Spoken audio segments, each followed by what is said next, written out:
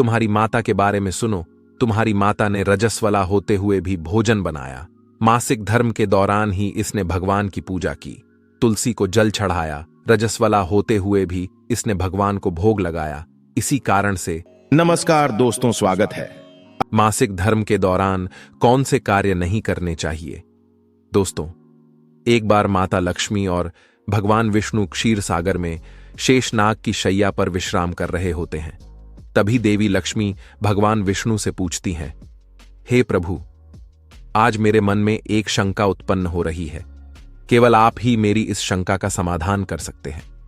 भगवान विष्णु कहते हैं, हे प्रिय, तुम्हारे मन में जो भी शंका हो, निसंकोच होकर पूछो। मैं तुम्हारी सभी शंकाओं का समाधान अवश्य करूंगा। देवी लक्ष्मी कहती है, हे प्रभु, किस श्राप के कारण स्त्रियों को मासिक धर्म की पीड़ा सहन करनी पड़ती है? मेरा दूसरा प्रश्न यह है, प्रभु, एक रजस्वला स्त्री को कौन से कार्य नहीं करने चाहिए जिससे उन्हें पाप लगता है? भगवान विष्णु कहते हैं, हे देवी, आज तुमने मानव जाति के कल्याण के लिए बहुत ही उत्तम प्रश्न किया है। तुम्हारे इन सभी प्रश्नों का उत्तर देवशर्मा की इस प्राचीन कथा से प्राप्त हो जाएगा। इस महान कथा का श्रवण करने मात्र से ही समस्त पापों का नाश होता है। जो भी पति पत्नी इस कथा को ध्यानपूर्वक सुनते हैं, उन्हें सौभाग्य की प्राप्ति होती है। इसीलिए हे देवी, आप भी इस कथा को ध्यानपूर्वक सुनिए। देवी लक्ष्मी कहती हैं, हे प्रभु, ये देवशर्मा कौन थे? उनका आचार विचार कैसा था? मैं इस कथा को अवश्य सुनना चाहती हूं। कृपया आप इस कथा को मुझसे कहिए। मैं इसे ध्यानपूर्वक पूरा अवश्य सुनूंगी। भगवान विष्णु कहते हैं, हे देवी, पूर्वकाल की बात है। मध्य देश में एक अत्यंत शोभायमान नगरी थी। उस नगरी में देवशर्मा नाम के ब्राह्मण रहा करते थे। देवशर्मा को समस्त शास्त्रों और वेदों का ज्ञान था। वह परम बुद्धिमान, गुणवान तथा धर्म कार्य में तत्पर रहता था। सभी वर्णों के लोग उन्हें बड़ा सम्मान देते थे। वे प्रतिदिन यज्ञ, दान, धर्म तथा संध्या उपासना किया करते थे। वे पशु, पुत्र, बंधु बांधव तथा धन संपत्ति से संपन्न थे। देवशर्मा की पत्नी का नाम भगना था। वह भी अत्यंत चरित्रवान, गुणवान तथा पतिव्रता धर्म का पालन करने वाली स्त्री थी। फिर एक दिन देवशर्मा ने अपने घर पर सत्यनारायण की पूजा रखी और सभी ब्राह्मणों को स्वयं जाकर निमंत्रण दिया।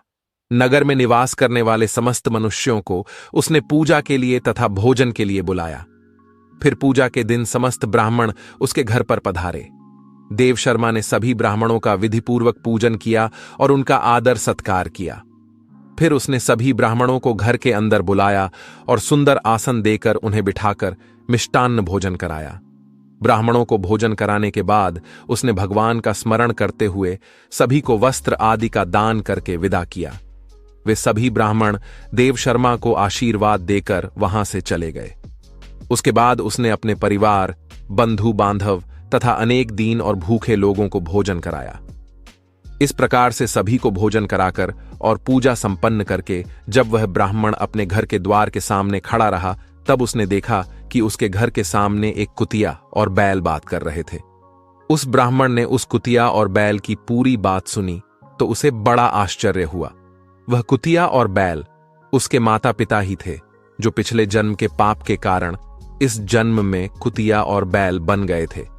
तब वह ब्राह्मण मन ही मन सोचने लगा, ये दोनों तो साक्षात मेरे माता पिता ही हैं, जो मेरे घर पर पशु बनकर आए हैं। किस कारण से इन दोनों को प्राणियों का शरीर प्राप्त हुआ? अब इनके उद्धार के लिए मैं क्या करूं? इस प्रकार विचार करते हुए उस ब्राह्मण को रात भर नींद नहीं आई और वह रात भर भगवान का स्मरण करते हुए सोच विचार करने लगा।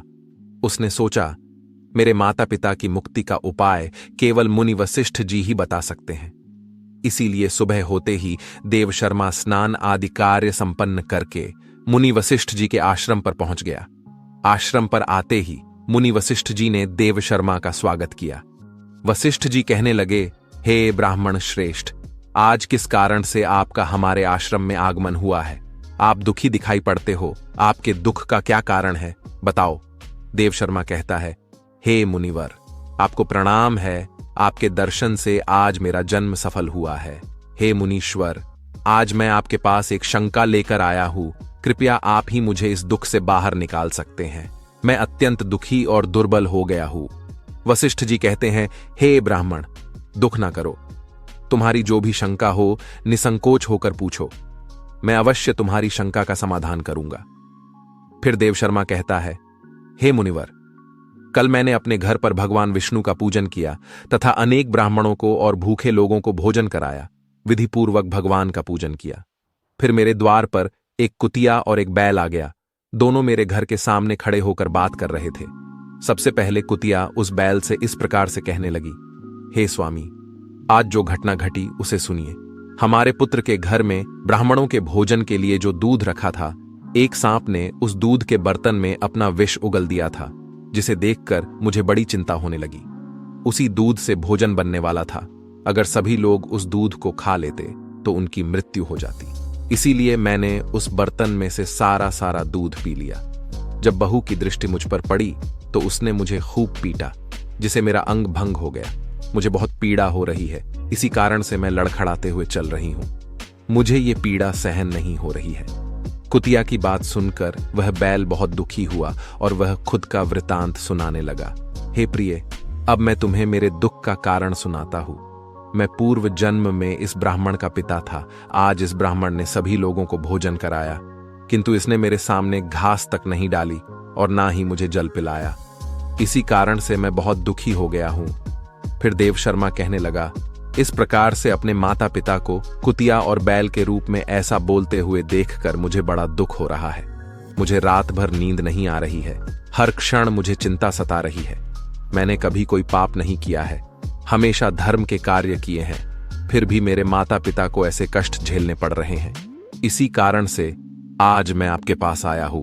कृपया आप अपनी योग शक्ति से पता करके मुझे बताइए, किस कारण से मेरे माता पिता की ऐसी दुर्दशा हुई है और उनकी मुक्ति के लिए मुझे कौन सा कर्म करना चाहिए। फिर गुरु वशिष्ठ ध्यान लगाते हैं और उस ब्राह्मण के माता पिता के पूर्व जन्म के कर्मों को देखते हैं और देवशर्मा से कहने लगते हैं, हे ब्राह्मण, तुम्हारे माता पिता ने पिछले जन्म में घोर पाप किया है। उसी पाप के कारण आज उनकी ऐसी दुर्दशा हुई है।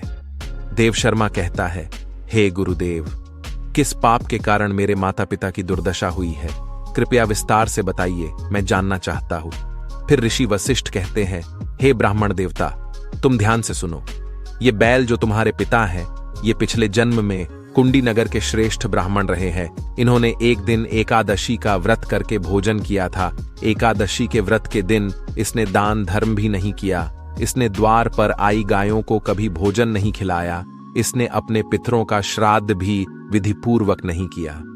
तुम्हारे पिता ने पिछले जन्म में मासिक धर्म के दौरान ही तुम्हारी माता के साथ संबंध बनाया था और इसी पाप के कारण इसे इस जन्म में बैल का रूप प्राप्त हुआ है। अब तुम्हारी माता के बारे में सुनो। तुम्हारी माता ने रजस्वला होते हुए भी भोजन बनाया।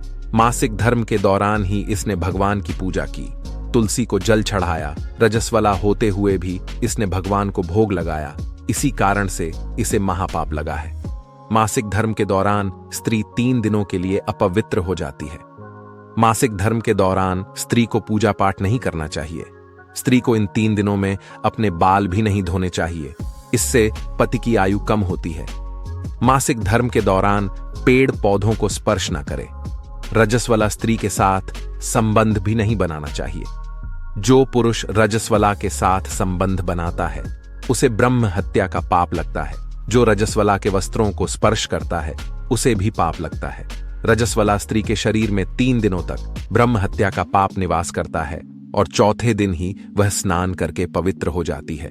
चौथे दिन स्नान करने के पश्चात रजस्वला स्त्री को अपने पति का मुख देखना चाहिए, अन्य किसी पुरुष का मुख नहीं देखना चाहिए।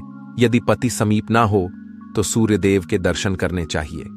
गुरु वशिष्ठ कहते हैं, हे ब्राह्मण, इसी पाप के कारण तुम्हारे पिता को बैल और तुम्हारी माता को कुतिया का जन्म प्राप्त हुआ है। देवशर्मा कहता है, हे मुनीश्वर, अब आप मुझे मेरे माता पिता की मुक्ति के लिए उपाय बताइए। वशिष्ठ जी कहते हैं, हे ब्राह्मण, तुम किसी भी अमावस्या के दिन अपने माता पिता की मुक्ति के लिए श्राद्ध तथा तर्पण करो और दान धर्म करो। गाय की सेवा करो और गौ माता को मिष्ठान्न खिलाओ और अपने माता पिता की मुक्ति के लिए भगवान से प्रार्थना करो। फिर ब्राह्मण वही करता है और फिर उसके माता पिता को समस्त पापों से मुक्ति मिलती है। भगवान विष्णु माता लक्ष्मी से कहते हैं, हे देवी, मैंने तुम्हें रजस्वला स्त्री को कौन से कार्य नहीं करने चाहिए इस विषय में बता दिया है। अब मैं तुम्हें बताता हूँ किस कारण से स्त्री को मासिक धर्म से गुजरना पड़ता है। सत्ययुग में कालकेय नाम से प्रसिद्ध दानव हुआ करते थे। दानव होने के कारण उनका स्वभाव उग्र था और वे हमेशा ही युद्ध करने के लिए तत्पर रहते थे। फिर एक दिन सभी दानव वृत्रासुर के साथ मिलकर स्वर्गलोक पर चढ़ाई करने लगे। उन असुरों के पास भयंकर शक्तिशाली अस्त्र थे जिसका देवता सामना न कर सके और भागकर ब्रह्मदेव के पास चले गए। फिर ब्रह्मदेव ने उन्हें असुरों को परास्त करने का उपाय बताते हुए कहा, हे इंद्र, तुम इसी क्षण महर्षि दधीचि के पास जाओ। वे उनके शरीर की हड्डियों से तुम्हें अस्त्र शस्त्र प्रदान करेंगे। उन्हीं अस्त्रों का प्रयोग करके तुम वृत्रासुर का वध कर सकोगे। फिर सभी देवता महर्षि दधीचि के आश्रम पर जाते हैं और उन्हें प्रार्थना करके अस्त्र प्रदान करने की विनती करते हैं। फिर संसार के कल्याण के लिए महर्षि दधीचि अपने शरीर की हड्डियों से अस्त्र शस्त्र निर्माण करते हैं। उन्हीं अस्त्रों में से एक वज्र नाम का अस्त्र होता है जिसे देवराज इंद्र धारण कर लेते हैं। फिर सभी देवता गण वृत्रासुर के साथ युद्ध करने के लिए निकल जाते हैं। देवताओं और दानवों के बीच भीषण युद्ध होता है। सभी देवता आकाश में दानवों से युद्ध के लिए एकत्रित हो जाते हैं और प्रहार करने लगते हैं। अग्निदेव अग्नि के प्रहार से दैत्यों को दग्ध करने लगते हैं। अग्नि के प्रभाव से दैत्यों का अंग अंग जलने लगता है। फिर वरुण देव जल की वर्षा से दैत्यों को डुबो देते हैं, जिससे दैत्य त्राही त्राही करने लगते हैं। अनेक दिनों तक इस प्रकार से दैत्यों और देवताओं के बीच में भीषण युद्ध चलने लगता है। फिर देवराज इंद्र और वृत्रासुर आमने सामने आ जाते हैं। दोनों के बीच भीषण युद्ध होता है और फिर देवराज इंद्र अपने वज्र का प्रहार करके वृत्रासुर को मार डालते हैं।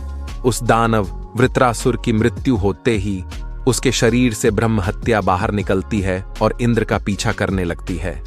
फिर वह ब्रह्म हत्या इंद्र के शरीर में प्रवेश कर लेती है, जिससे इंद्र को ब्रह्म हत्या का पाप लगता है। देवराज इंद्र ब्रह्मदेव के पास जाते हैं और उनसे ब्रह्म हत्या से छुटकारा दिलाने के लिए कहते हैं।